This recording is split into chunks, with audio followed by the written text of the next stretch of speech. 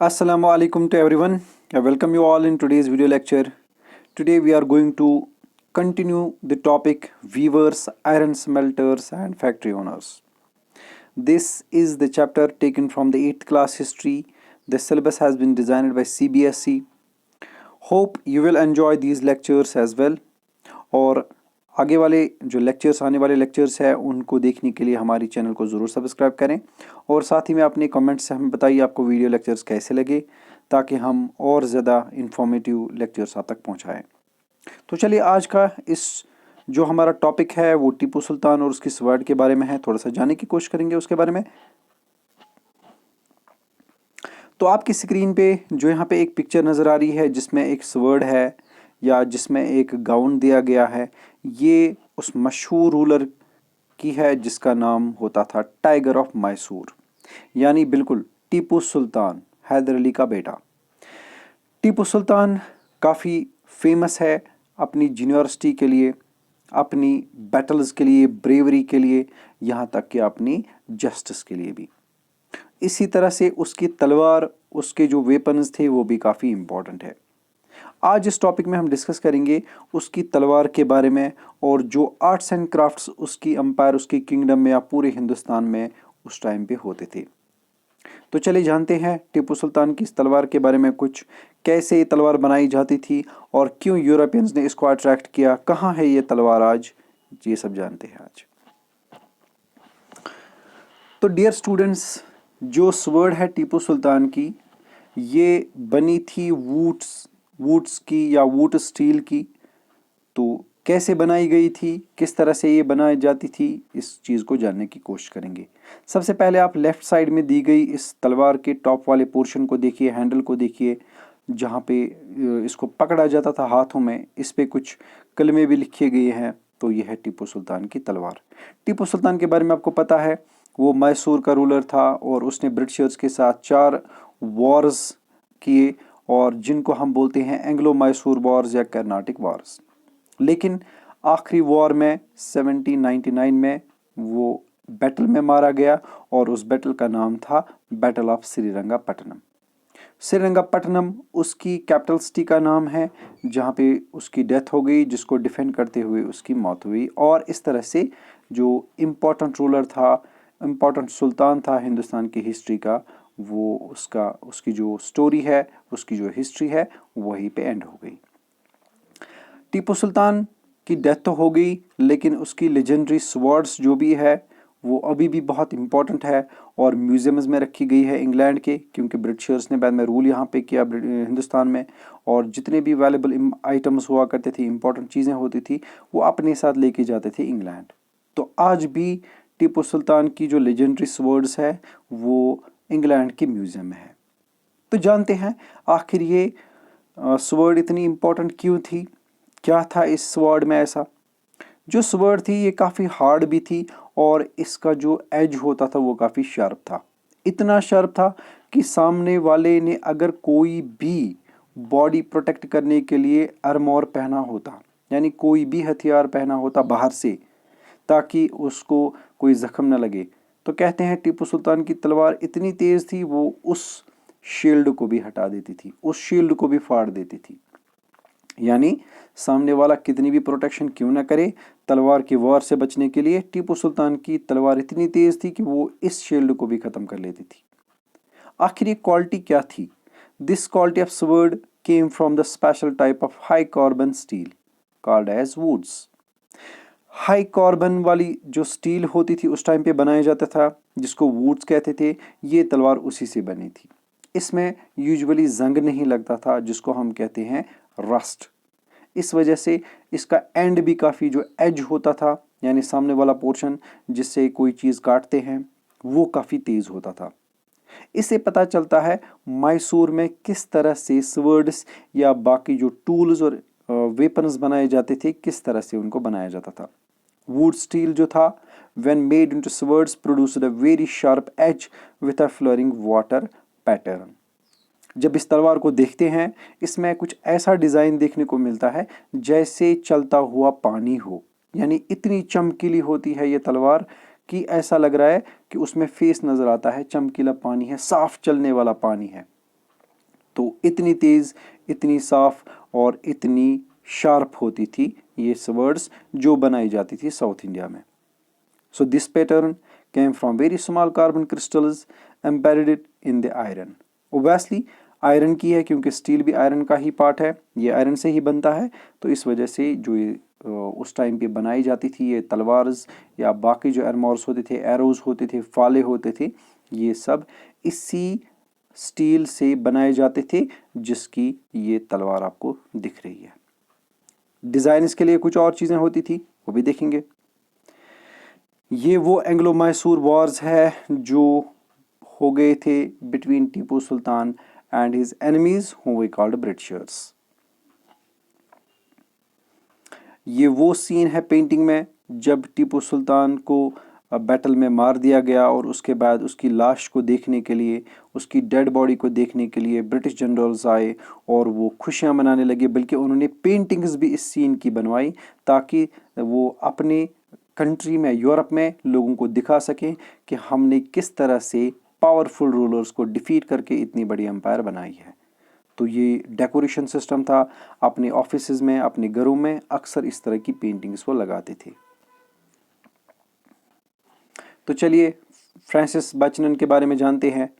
Francis बचनन वो person है, वो ट्रैवलर है जिन्होंने मैसूर का टूर किया 1800 में. एग्जैक्टली एक साल बाद, यानी जब टीपू सुल्तान की डेथ हुई बैटल में, उसके एक साल बाद उस प्लेस को देखने के लिए गया फ्रांसिस बचनन.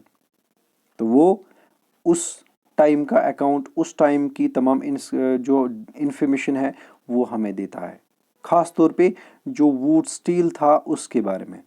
वो कहता है कि साउथ इंडिया में, ख़ास तौर पे मैसूर में, बहुत से ऐसी फैमिलीज़ है, बहुत से ऐसे फर्नेसेस है. फर्नेसेस होते हैं वो वाली प्लेसेस जहाँ पे इस आयरन को हॉट किया जाता है, फिर कन्वर्ट किया जाता है इनटू अ टूल और वेपन. तो वो कहता है मैसूर में बहुत से ऐसे फर्नेसेस थे जहाँ पे आयरन स्मेल्टर्स या ब्लैक स्मिथ्स तलवारें या बाकी वेपन्स या टूल्स बनाते थे. So in these furnaces iron was mixed with charcoal and put inside small clay pot. Small clay pot हम उसी को बोलते हैं जिसमें आग जलाई जाती है, जो यूजुअली एक आयरन स्मिथ या ब्लैक स्मिथ के पास होता है, और उसको फिर हॉट कर देता है. जैसे ही हॉट होता है आयरन, तो उसको फिर शेप देने में ज़्यादा प्रॉब्लम नहीं होती. So through an intricate control of temperatures, the smelters produced steel ingots that were used for sword making, not just in India but in West and Central Asia too. तो Francis बचनन, जिसने न सिर्फ India में travel किया था बल्कि Europe भी देख चुका था और साथ ही में सेंट्रल एशिया के बहुत सारे पार्ट्स देखे थे, क्योंकि ब्रिटिश एम्पायर सिर्फ हिंदुस्तान में नहीं थी, सिर्फ वेस्ट में नहीं थी, बल्कि एशिया के डिफरेंट पार्ट्स में था इनका कंट्रोल. तो इसी वजह से इसको भी मौका मिला था बहुत सारे प्लेसेस देखने का. वो कहता है इस तरह की तलवारें, इस तरह की जो चीज़ें बनती थी वो न सिर्फ इंडिया में बनती थी बल्कि वेस्ट और सेंट्रल एशिया में भी यही टेक्निक यूज़ की जाती थी. यानी कोयले के ऊपर, कोयला जो जला हुआ है उसके ऊपर रखा जाता था आयरन, जब तक वो हॉट हो जाता. हॉट होने के बाद उस आयरन को कन्वर्ट किया जाता था इनटू एनी टूल या फिर वेपन. तो वुड्स जो है ये एंजियलाइज्ड टर्म है, यानी यूरोपियन टर्म है, या हम यूं कहेंगे यूरोपियन नाम है उस वर्ड का जिसको कनाडा वर्ड में कहते थे उकू, तेलुगु में उसको बोलते थे हुकू, तमिल और मलयालम में उसको बोलते हैं उरुकू, यानी जिसका मतलब होता है स्टील. तो हम यूं के कह सकते हैं स्टील के कई नाम हैं डिफरेंट लैंग्वेजेस में. इंग्लिश या हम यूं कहेंगे अंग्रेज उसको वुड्स बोलते थे, तेलुगु में या कनाडा में इसको बोलते थे उकू, तेलुगु में इसको बोलते थे हुकू, तमिल मलयालम में इसको बोलते थे उरुकू. तो मतलब इसका स्टील है. स्टील आपको पता है ये काफ़ी फिनिशिंग होता है और ये मिक्सचर भी होता है. So Indian would steel fascinated European scientists. इस इंडियन स्टील को देखकर, इन चीज़ों को देखकर न सिर्फ जो ब्रिटिश जनरल्स थे, ब्रिटिश ऑफिशियल्स थे या ब्रिटिश गवर्नर्स थे, बल्कि जो यूरोप से आए हुए साइंटिस्ट थे उनको भी थोड़ा बहुत अट्रैक्ट किया.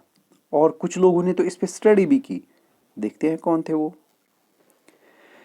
ये आपके सामने है फ्रांसिस बचनन, जिसने स्टेटमेंट दी है मैसूर के बारे में और इन तलवारों के बारे में जो बनाई जाती थी उस टाइम पे साउथ इंडिया में। न सिर्फ साउथ इंडिया बल्कि जो वेस्टर्न वर्ल्ड है जिसको यूरोप कहते हैं, साथ में सेंट्रल एशिया में भी।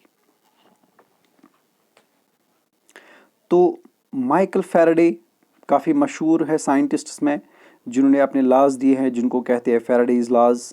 तो वो एक ऐसे लेजेंडरी साइंटिस्ट है जिन्होंने इलेक्ट्रिसिटी को डिस्कवर किया या फिर इलेक्ट्रोमैग्नेटिज्म जिन पे जो रिसर्च था उस पे उन्होंने किया, वो काफ़ी मशहूर है इस मामले में। तो कहते हैं कि माइकल फैराडे ने करीबन 4 साल गुजारे ये जानने के लिए कि इंडियन वुड्स की जो प्रॉपर्टीज़ है वो क्या है, यानी इसमें कौन कौन सी चीज़ है, ये कैसे तैयार होता है, इसकी अपीयरेंस कैसे चेंज होती है, ये कैसे शाइनी बनता है, ये कैसे शार्प बनते हैं, ये सारी प्रॉपर्टीज़ जानने के लिए।